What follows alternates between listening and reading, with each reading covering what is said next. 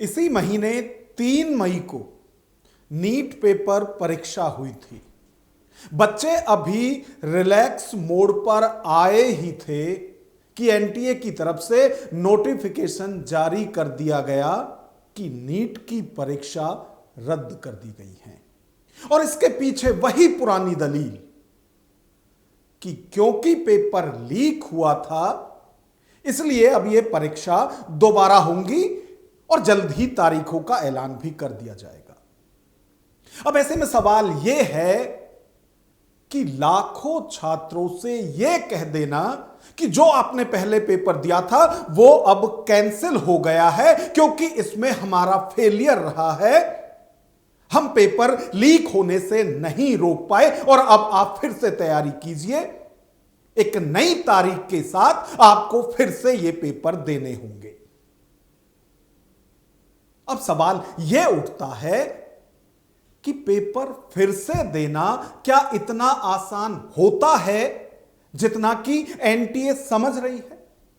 उन लाखों छात्रों पर क्या बीत रही होगी जो ये सपने देखकर बैठे थे कि जल्द ही उनका रिजल्ट आएगा और वो डॉक्टर बनने की तैयारी में लग जाएंगे। लेकिन अब रिजल्ट तो आया नहीं, उन्हें एक नई तारीख पर एग्जाम देना है, यह भरोसा दिलाकर शांत किया जा रहा है। अब ऐसे में सवाल यह उठता है कि क्या पेपर फिर से देना उतना आसान है जितना आसान हमारा सिस्टम इसे समझ रहा है? तो आज का विश्लेषण इसी पर, और विश्लेषण इस पर भी कि पेपर दर पेपर नीट के एग्जाम लीक क्यों होते हैं, नीट का पेपर लीक क्यों होता है। विश्लेषण इस पर भी कि अब जबकि यह साफ हो गया है कि पेपर लीक हुआ है, रद्द कर दिया गया है, तो इस पर हमारे जो सियासी नेता हैं उनका क्या कुछ कहना है। नमस्कार, मैं हूं नागेंद्र भाटी। नीट प्रवेश परीक्षा 3 मई को हुई थी और छात्र इंतजार कर रहे थे कि जल्द ही उनका रिजल्ट आएगा और उसके बाद सब जो मेडिकल काउंसलिंग होती है कॉलेजों के अंदर, वहां जाएंगे। हर कोई यह सपना देख रहा था कि उसके अच्छे नंबर आएंगे और उसे अच्छा मनपसंद कॉलेज मिल सकेगा। अब यह सपना लाखों छात्र देख ही रहे थे कि इसी बीच एनटीए की तरफ से एक नोटिफिकेशन जारी कर दिया जाता है कि जो 3 मई को एग्जाम हुआ था वो रद्द है। रद्द इसलिए है क्योंकि पेपर लीक हो गया है। लेकिन इस नोटिफिकेशन में कहीं यह नहीं कहा गया कि पेपर इसलिए रद्द किया गया है क्योंकि यह सरकार, प्रशासन, खुद एनटीए इस सबका फेलियर है। और इस फेलियर को छुपाने के लिए तमाम तरह की दलीलें दी जा रही हैं कि जो गैस पेपर था वो हूबहू जो नीट एग्जाम में पेपर आए थे उससे मिलता जुलता था, इसलिए एनटीए इसे पेपर लीक मानकर कैंसिल कर रहे हैं और जल्द ही नई तारीख का ऐलान कर दिया जाएगा जब सारे बच्चे एग्जाम दे सकेंगे। अब आप एक बार सोच कर देखिए कि जिन 22 लाख छात्रों ने यह नीट का एग्जाम दिया था वो हैं कौन, उनका बैकग्राउंड क्या है। और जब आप ये देखेंगे तो आपकी समझ में आएगा कि एक बड़ा प्रतिशत ऐसे परिवारों का है जो या तो मध्यम वर्गीय परिवार से हैं या फिर बहुत गरीब परिवार से हैं। इनमें आधे से ज्यादा ऐसे लोग होंगे जिन्होंने अपने बच्चों को कोचिंग के लिए अपनी जमीन बेची होगी, किसी ने अपने गहने बेचे होंगे, किसी ने किसी से पैसे उधार लेकर अपने बच्चों को कोचिंग कराई होगी। और जब यह सपना टूट रहा है, यह सपना सिर्फ 22 लाख छात्रों का नहीं टूट रहा बल्कि 22 लाख परिवारों का टूट रहा है। जो मध्यम वर्गीय परिवार के लोग होते हैं या फिर जो गरीब परिवार के जो छात्र होते हैं, उनके पास सपने ही होते हैं और वही सपने सरकार ने तोड़े हैं। और यह सब उनके जो उम्मीद है उसको चकनाचूर करने के बाद अब लुका छुपी का खेल और खेला जा रहा है। जब शिक्षा मंत्री से सवाल किए जा रहे हैं तो वो सवालों से बचकर भागते हुए दिखाई दे रहे हैं। हालांकि एक एहसान जरूर किया है, जैसा कि हर एग्जाम लीक होने के बाद होता है, जांच सीबीआई को दे दी गई है, गिरफ्तारी भी होंगी। लेकिन कोई पूछे कि जो 2024 का पेपर लीक हुआ था उसमें जो गिरफ्तारी हुई थी उनका क्या हुआ, शायद इसका जवाब किसी के पास नहीं होगा। चर्चा अभी आगे भी करेंगे, लेकिन इस सब के बाद कौन क्या कह रहा है एक बार इस पर भी नजर डालते हैं। प्रसिद्ध धर्माचार्य और कथावाचक हैं इंद्रेश उपाध्याय। जब उनसे पूछा गया कि लाखों छात्रों की उम्मीद इसलिए टूट गई क्योंकि पेपर लीक होने से सरकार और प्रशासन नहीं बचा पाया, तो इस पर उनका क्या कहना है, एक बार ये भी आप सुनिए। सब बच्चों को एक बात बोलूं, मेहनत खराब नहीं होती है, एक समय पर किसी स्थिति का होना निश्चित होता है। हो सकता है कि जिस समय पर आपका एग्जाम हुआ उस समय पर उपलब्धि मिलनी शायद अनुकूल नहीं होगी, इसलिए ठाकुर जी समय पर होता है जो कुछ भी होना है, बस बहाना उसका जो भी बनते हैं, कहीं पेपर लीक बनता है, कहीं कुछ बनता है, वो कानून का काम है कि उन सबको दंड देना है और वो सब सरकार का काम है कि वो सब चीज़ें खत्म होनी चाहिए। पर बच्चों के लिए मैं चाहूँगा, समय बहुत बलवान है और समय से पहले समय के बाद कुछ भी नहीं होता। हो सकता है कि जो दोबारा एग्जाम होगा वो समय ही उचित हो आपकी उपलब्धि के लिए, इसलिए बिल्कुल व्यथित मत हो, बिल्कुल भी परेशान मत हो, सब मंगल में होगा, ध्यान रखना। तो तमाम जो लोग हैं वो ज्यादातर यही कह रहे हैं कि बच्चों को अब किंतु परंतु इफ वट को छोड़कर अपनी एग्जाम की तैयारी करनी चाहिए। लेकिन सवाल ये उठता है कि उन बच्चों के मन पर क्या बीत रही है, वो किस ट्रॉमा से गुजर रहे हैं, एक बार उनका दर्द भी हमें सुनना चाहिए।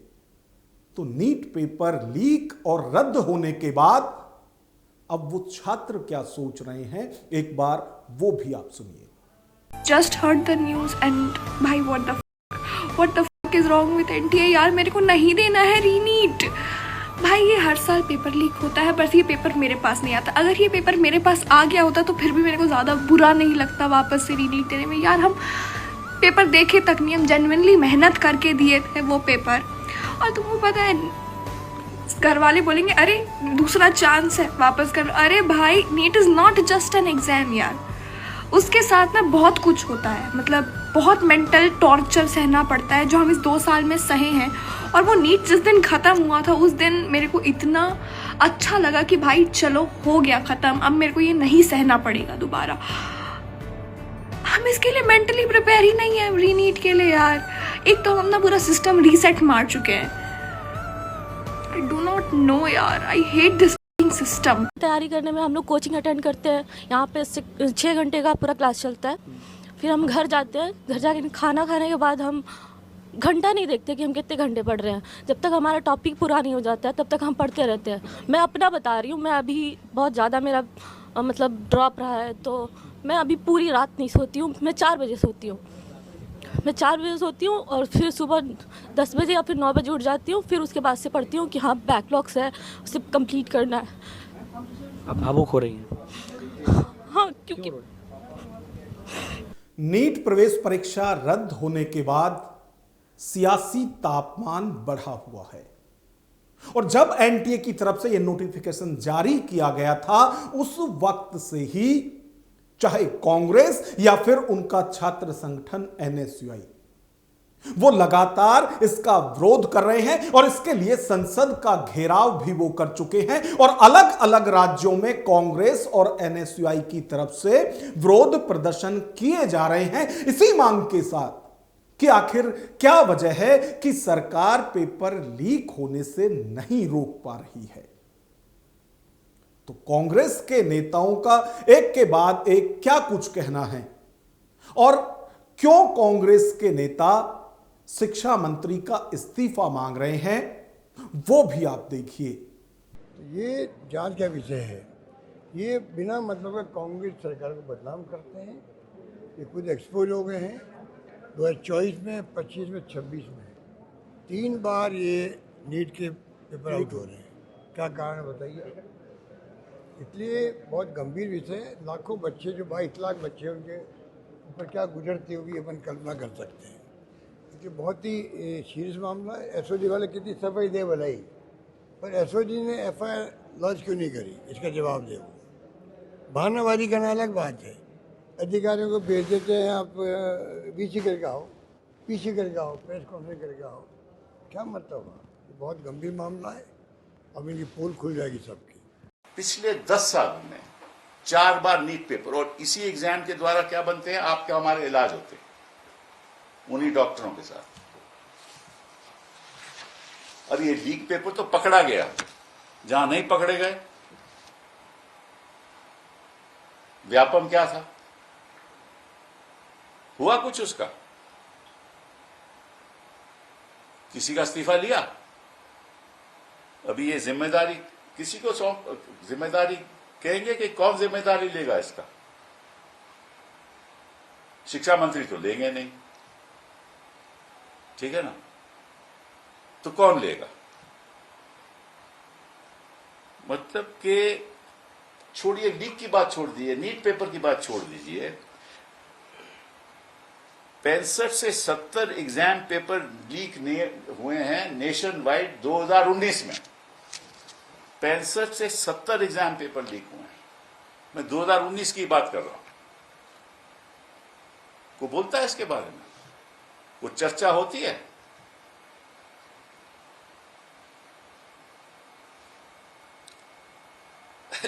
ये एक ट्रेंड बन गया है कि जब इम्तिहान होंगे तब लीक होंगे। और लीक कहां हो रहे हैं, ये भी बड़ी दिलचस्प बात है। बिहार, इनकी सरकार। बीजेपी सरकार इसके लिए अकाउंटेबल है। ये देश के बच्चों के भविष्य की बात है, बीजेपी इससे भाग नहीं सकती। सबसे पहले देश का जो एजुकेशन मंत्री है उसको इस्तीफा देना चाहिए अपनी गलती मानकर, और कंपनसेशन इस बीजेपी सरकार को देनी चाहिए, बच्चों को भी, स्टूडेंट्स को भी और उनके माता पिता को भी। जब ये बच्चे पढ़ाई करते हैं कॉम्पिटिटिव एग्जाम्स की, उनका हार्डवर्क लगता है, वो मेंटल ट्रॉमा में जाते हैं जब पेपर लीक होता है। उनके फादर मदर जब उनको फाइनेंशियल हेल्प करते हैं, ट्यूशन फीस की मदद देते हैं, इतनी महंगी कोचिंग हो चुकी है, एकेडमिक ईयर्स उनके बर्बाद होते हैं, ट्रांसपोर्टेशन में उनका पैसा खर्च होता है। इन सब की कंपनसेशन देने की जरूरत बीजेपी सरकार को है। दिल्ली के पूर्व मुख्यमंत्री अरविंद केजरीवाल, जिनकी पार्टी का जन्म ही आंदोलन से हुआ था, अब जब एक के बाद एक खबरें आ रही हैं कि पेपर लीक हुए हैं, तो वो देश की जेनजी से पूछ रहे हैं कि क्या वो अभी थके नहीं हैं? वो किस दिन का इंतजार कर रहे हैं जब सरकार ये सब नहीं रोक पा रही है?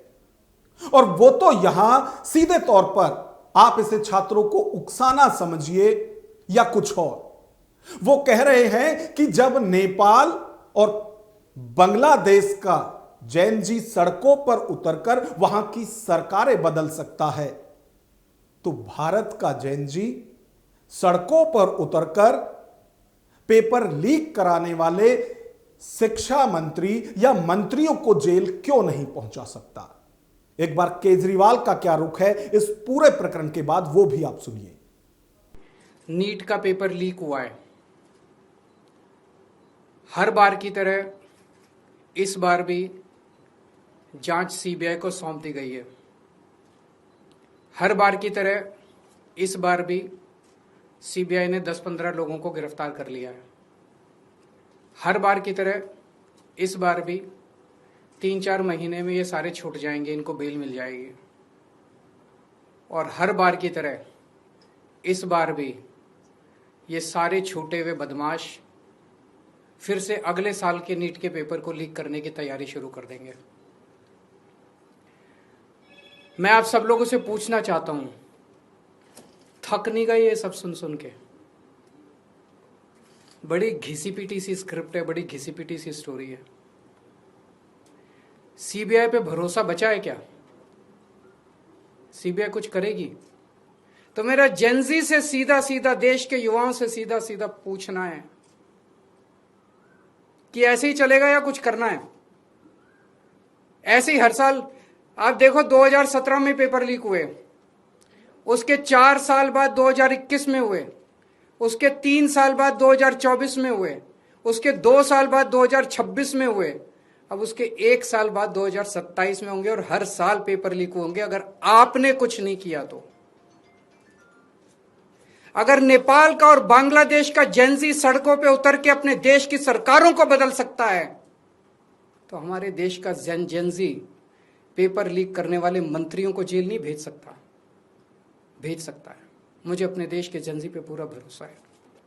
जो स्टूडेंट्स हैं जिन्होंने नीट की प्रवेश परीक्षा दी थी या नीट का ये एग्जाम दिया था, उनका दर्द हम सुन चुके हैं। लेकिन अब जो इस तरह की परीक्षाओं की तैयारी कराते हैं, उन टीचर का दर्द भी सुनिए। खान सर को आप सब लोग जानते हैं। अब इस पूरे प्रकरण पर वो एनटीए पर भड़के हुए हैं और क्या कुछ कह रहे हैं, एक बार उनका पक्ष भी आप सुनिए।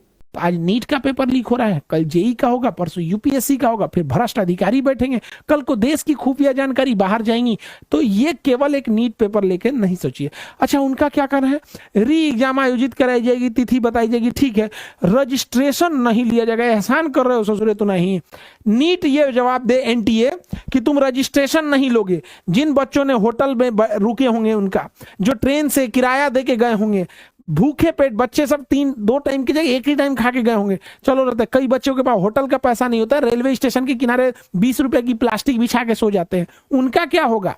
बहुत से ऐसे बच्चे होंगे जिन बच्चों को शायद दोबारा उन 100 किलोमीटर 400 किलोमीटर दूर सेंटर पे जाने के पैसे नहीं होंगे। एनटीए को क्या पता कि कितनी दिक्कत होती है। एनटीए के बैठे अधिकारी कभी लड़कियों के बारे में सोचे हो? लड़कियों को एक बार फेल होती है ना, लड़के जब फेल होते हैं तो उन्हें दोबारा मौका मिलता है। लड़कियां फेल होती है, उन्हें शादी ब्याह करा के भेज दिया जाता है। अरे बेवकूफों, एनटीए वाला सोचो उस लड़की पे क्या बीतेगा जिसने सपना देखा था कि वो एमबीबीएस डॉक्टर बनेंगे, वो व्हाइट एप्रन पहनेंगे, गले में स्टेथोस्कोप होगा, हम मरीजों को इलाज करेंगे, मरते हुए इंसान को बचाएंगे। उस लड़की को तुम्हारे पेपर लीक करने की वजह से न जाने कितनी लड़कियों को शादी ब्याह करके जिंदगी भर रोटी या चावल झाड़ू पोछा में लगा दिया जाएगा। सोचा है कभी एनटीए? तुम्हारे कह देने से रजिस्ट्रेशन फीस नहीं लेंगे, इससे ज्यादा पैसे उन लोगों के लग गए। और जो मनोबल टूटा, वो जिन बच्चों के अच्छे एग्जाम गए थे, उनका क्या होगा? वो तो डिप्रेशन में चले जाएंगे। जितना पढ़ने में बच्चा ज्यादा अच्छा होगा, उतना ज्यादा एग्जाम से उसको डर लगेगा, क्योंकि वो एग्जाम की गहराई को समझ रहा है, क्वेश्चन की टफनेस को समझ रहा है। वो कहां से लौटा सकते हो एनटीए? जरा बताओ तो यहाँ पे री एग्जाम केंद्र को बताया। हाँ बताओ ना भैया, तुम सेंटर पे क्या तो तुम्हारा पूरा बॉडी चेक होगा, ससुरे तुम एक्सरे करा ले, अल्ट्रासाउंड एमआरआई करा के ले जाओ तुम एग्जाम दिलाने। लेकिन जो पेपर लीक करा रहा है उसका क्या करोगे? तो खान सर भी वही कह रहे हैं जो छात्र कह रहे हैं। यानी एनटीए के लिए यह आसान हो सकता है कि री एग्जाम होंगे, लेकिन जिन बच्चों को ये एग्जाम देने हैं, जिन छात्रों को ये एग्जाम देने हैं, या फिर जिन टीचर्स को इन एग्जाम की तैयारी छात्रों को करानी है, री एग्जाम का असली मर्म वही जानते हैं। और वो दोनों ही इसके लिए कह रहे हैं कि हम इसके लिए तैयार नहीं हैं। ये जितना आसान कहने में है, उतना आसान है नहीं। और खान सर तो यहां तक कह रहे हैं कि पेपर लीक ने छात्रों का जो मनोबल है उसको बर्बाद कर दिया है। सवाल यह भी है कि जब सरकार और प्रशासन की लापरवाही से कुछ बेईमान लोग चंद सिक्कों की खनक के लिए ऐसे बच्चों का, छात्रों का भविष्य अधर में लटका देते हैं, तो वो पूरे देश के लिए दुख नहीं बल्कि शर्म की बात होनी चाहिए। और जब आज 22 लाख छात्रों का जो भविष्य है वो लटक चुका है, सपने चकनाचूर हो चुके हैं। तो इस खबर को देखकर सबको दुख होना चाहिए, चाहे किसी के बच्चे ने ये नीट एग्जाम दिया था या नहीं दिया था, क्योंकि जिनके बच्चों ने आज एग्जाम नहीं दिया उनके बच्चे आने वाले कल में एग्जाम देंगे और तब पेपर लीक होगा, तब भी उन्हें इसी तरह का दर्द होगा। तो सबसे बड़ी चुनौती सरकार और अपनी साख बचाने के लिए एनटीए के सामने भी यह है कि आप री एग्जाम की बात तो कर रहे हैं, लेकिन श्योरिटी लाखों छात्रों को इस बात की भी होनी चाहिए कि अगली बार जब एग्जाम होगा तो उसमें पेपर लीक नहीं होगा। क्योंकि री एग्जाम होगा यह कहना आपके लिए आसान है, लेकिन री एग्जाम देना उन बच्चों के मनोबल को तोड़ना है जिन्होंने बड़ी उम्मीद के साथ एग्जाम दिया था। खैर, इस पूरी खबर पर आपकी क्या राय है कमेंट बॉक्स में हमें जरूर बताएं, और यदि वीडियो पसंद आए तो लाइक करें और इसी तरह की वीडियो देखने के लिए हमारे चैनल को सब्सक्राइब करें। नमस्कार।